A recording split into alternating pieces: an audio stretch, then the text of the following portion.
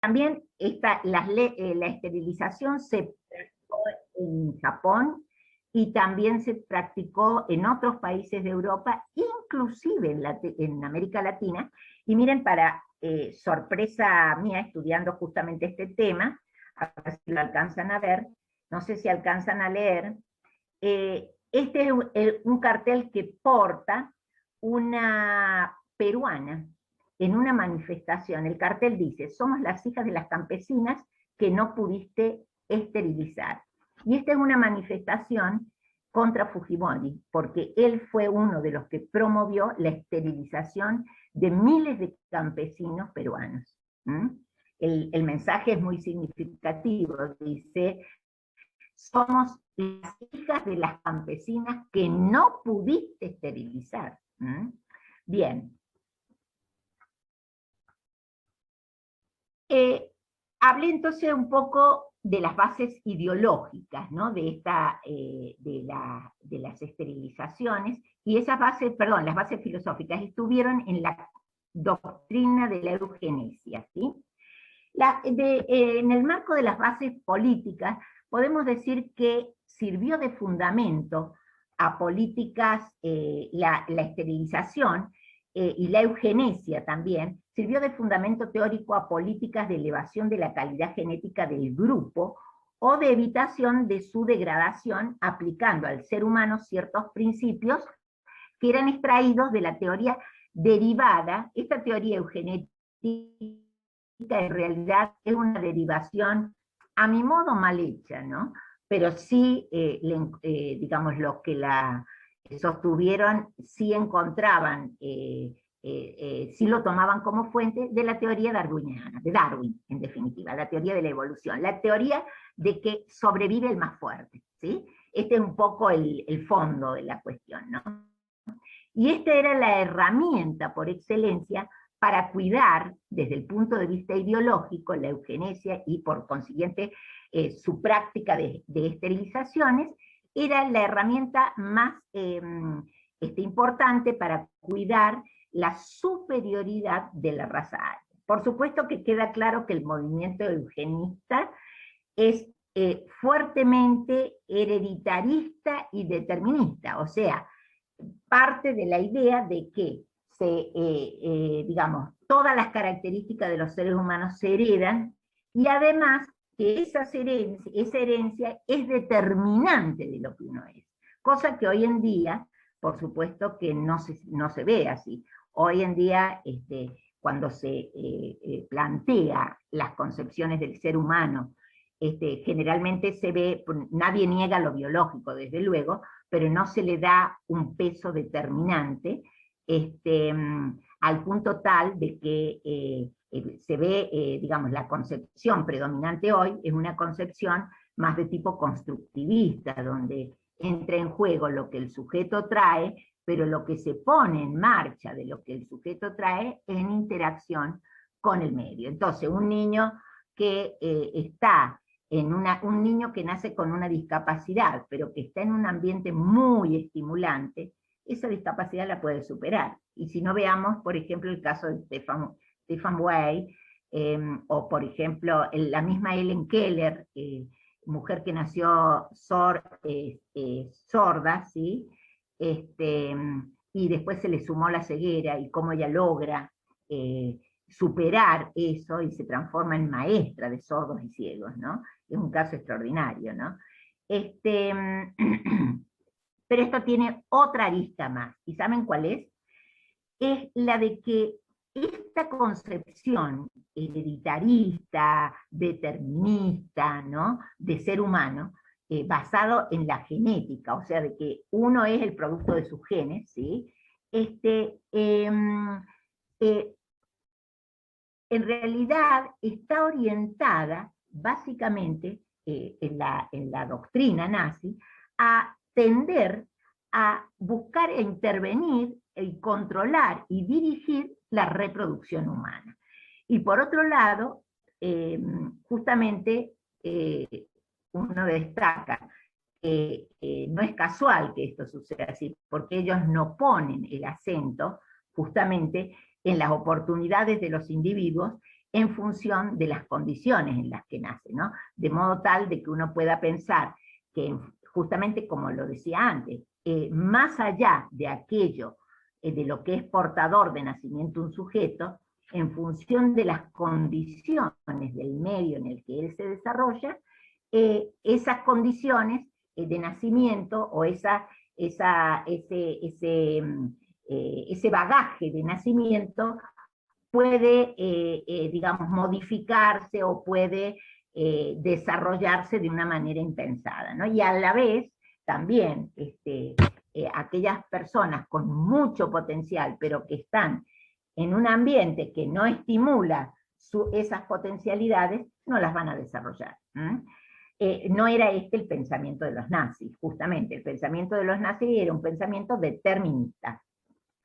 Bueno, psicólogos como Adolf Host afirmó que si el Estado exigía esto en relación al tema de las bases ideológico-políticas, exigía el sacrificio de miles de personas, individuos, en tiempo de guerra, tenía el mismo derecho en tiempos de paz de exigir el sacrificio de los discapacitados y personas no productivas, quienes estaban mermando, lo escribe así, los recursos del Estado.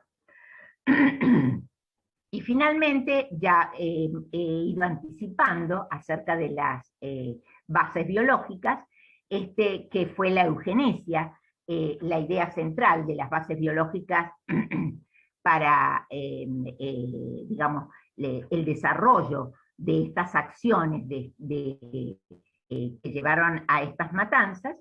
La eugenesia se centraba, como vine diciendo antes, en prevenir la difusión de los genes inferiores o degradados, y el mejor método entonces eran las esterilizaciones, lo que llamaban ellos las esterilizaciones eugenésicas. No le llamaban esterilizaciones forzadas, porque para ellos estaban justificadas, ¿no? Pero para poder poner en marcha esto, ellos tuvieron que legislar. Y ya voy a hablar de las bases legales, ¿sí? ¿Cuáles fueron los postulados básicos de la eugenesia? Rápidamente, que la diferencia entre los individuos están determinadas hereditariamente y solo en una pequeña medida dependen del medio, que es todo lo contrario de lo que hoy se sostiene en el campo educativo, por ejemplo. Segundo, la selección natural, mecanismo fundamental por el cual, según la teoría darwiniana, se produce la evolución de las especies, produce la eliminación de los inferiores débiles e incapaces, es decir, de los menos aptos, ¿sí? Y tercero, que las condiciones modernas, medicina, planes de asistencia, las condiciones cómodas de la vida moderna, tienden a impedir la influencia selectiva de la muerte de los menos aptos. Por tanto, había que intervenir. Esta apuesta que hace el nazismo basados en esta teoría, ¿no? en estos postulados, ¿sí? Por supuesto que estaban basados básicamente en sus cuestiones ideológicas, que eran el punto de partida, que era la superioridad de la raza aria, y que sin duda no fue sostenido, ni nunca pudo ser sostenido en base a conocimientos fiables de las leyes y de los mecanismos de la herencia. Bueno, aparece aquí el término eutanasia, ¿sí? Entonces, que la eutanasia sería como la muerte amable, la muerte suave, la muerte amorosa, digamos, ¿no? Pero la eutanasia forzada de los nazis no tenía nada de relación con la muerte misericordiosa en el cual tiene origen la palabra etimológicamente, ¿no? Porque para los nazis la eutanasia, ¿sí?, que practicó con los discapacitados arios, nunca fue un acto de compasión. Llamamos eutanasia justamente digamos, al acto de facilitar, entre comillas, facilitar la muerte de una manera misericordiosa, es en su origen la palabra. Pero esto no fue así en los actos que acontecieron durante el nazismo, ¿no? En realidad más bien era una falsa teoría pseudocientífica económica en base a nociones de lo que en aquel entonces se llamaba también higiene racial, la limpieza racial, ¿no? Vamos a dejar los mejores de la raza. Y acá aparece el concepto que mencionó Adela, ¿no? Que que no es del campo de no aparece recién con el nazismo, sino que era del año más o menos 1920, el concepto de vida se decía de esta gente con discapacidad o con algo que ellos consideraban que no era saludable transmitir, el concepto de vida indigna de ser vivido. Eso lo mencionó Adela recién, en boca del jurista, de uno de los abogados que escribió ese libro, y, o si no, que estas personas con algún tipo de discapacidad eran una vida no merecedora de vida, como ellos lo denominaron. Por tanto, no era de hecho un acto de misericordia practicar la eutanasia con ellos, sino que era parte de la estrategia para asesinar a aquella parte de la población que ellos consideraban inferior. Las bases económicas que también sostuvieron el avance en las esterilizaciones masivas, forzosas, y la eutanasia o el plan T4 de la matanza de discapacitados arios, desde lo económico tuvo también una pata importante, ¿no? Porque desde un sentido pragmático, ¿no? Se consideraba que todas estas personas lo que hacían era producir un gasto inútil, ¿sí? Aspecto que en realidad entra fuertemente en tensión cuando empieza la guerra, porque es como que aparece que entra en competencia el gasto que producían, qué sé yo, los enfermos mentales, discapacitados en institutos de internación, el gasto que ellos producían disminuía, así lo dice la propaganda, lo decía la propaganda nazi, disminuía el gasto que podía hacerse en los soldados que estaban en el frente defendiendo la nación alemana, ¿no? Acá, fíjense ustedes, este dibujo, no sé, ¿lo alcanzan a ver? Esta es una de las propagandas nazis. La persona grande al medio es el prototipo del ario alemán, del hombre alemán. Y fíjense cómo tienen sus espaldas dos personas que por su aspecto uno ve que son, que tienen algún tipo de discapacidad o algún tipo, las pretenden mostrar como que no tienen el perfil del ciudadano ario, ¿no? Esta es una de las propagandas. Y acá hay otra propaganda que justamente muestra cómo el cuidado de más de 60.000 personas que estaban internadas en hospicios, en hospitales, significaba un gasto, ¿no? Que se podía invertir no solo en los soldados, sino también en la población sana. Esta es una de las propagandas, pero no puedo explicarles lo que eran los folletos con los que se trabajaba en las escuelas, al punto tal que hasta los padres de chicos discapacitados, en muchos casos, ellos mismos se convencían de que había que entregar a sus hijos para que fueran sacrificados. Bueno, esto es un tema en ese sentido bastante controvertido y doloroso, ¿no? Y dentro de las bases legales, y acá llegamos al punto crucial de este curso, que son los juristas del horror, ¿no? Uno de los primeros actos de Adolfo Hitler, luego de conseguir el control total sobre el Estado alemán, en el año 1933, fue aprobar lo que se llamó la Ley para la Prevención de descendencia con enfermedades hereditarias, ¿sí? Esta ley fue firmada por el mismo Hitler y más de 200 cortes eugenésicas fueron creadas específicamente como resultado de la ley. Cuando digo cortes, me refiero a cortes jurídicas, ¿no? A la corte, a donde se presentaban los casos, ¿no? Y se crearon más de 200 cortes, más de 200 juzgados, sería, ¿no? Eugenésicos para trabajar específicamente y tratar los casos de eugenesia o lo que en el lenguaje de los estudiosos de estos temas se llaman las esterilizaciones forzadas, ¿no? O el plan T4. De modo tal que bajo el amparo de la ley alemana, ¿sí? Se requirió a todos los doctores del rey reportar a sus pacientes que fueran retrasados mentales, enfermos mentales, incluyendo esquizofrénicos, trastorno bipolar, epilépticos, sordos, ciegos, físicamente deformes, y etcétera, ¿no?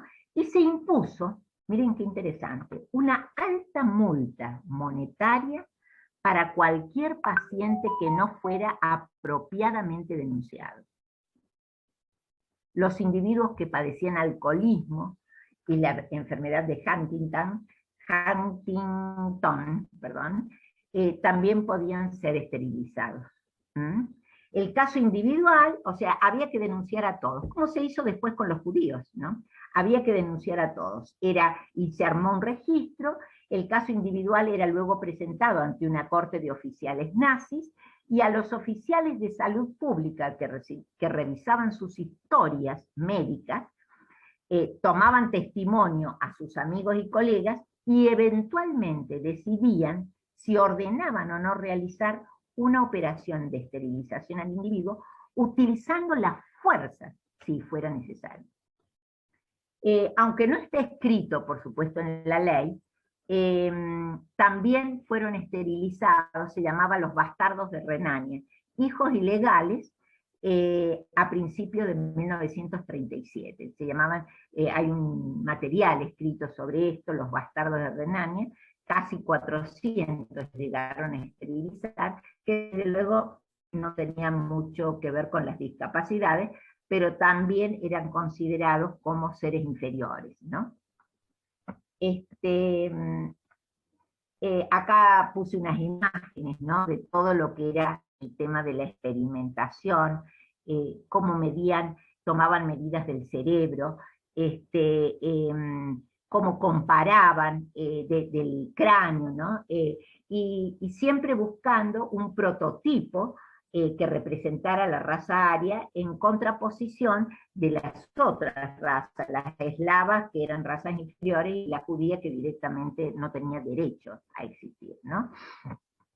Bien, ¿cómo se procedía para realizar las esterilizaciones? En el caso alemán, formalmente, eran los propios afectados quienes hacían la solicitud, pero médicos y máximos responsables de hospicios y prisiones podían solicitar ante el Tribunal de Genética o de Salud Genética una operación de esterilización si no lo pedían los familiares. Y una vez decidida esta, se realizaba forzosamente. Pero además se multaba a la familia por no haberla pedido. Bueno, esto se llevó a cabo por medidas cautelares y sentencias dictadas por los jueces como si fuera un verdadero juicio, y es más, tenían castigos, sanciones, multas por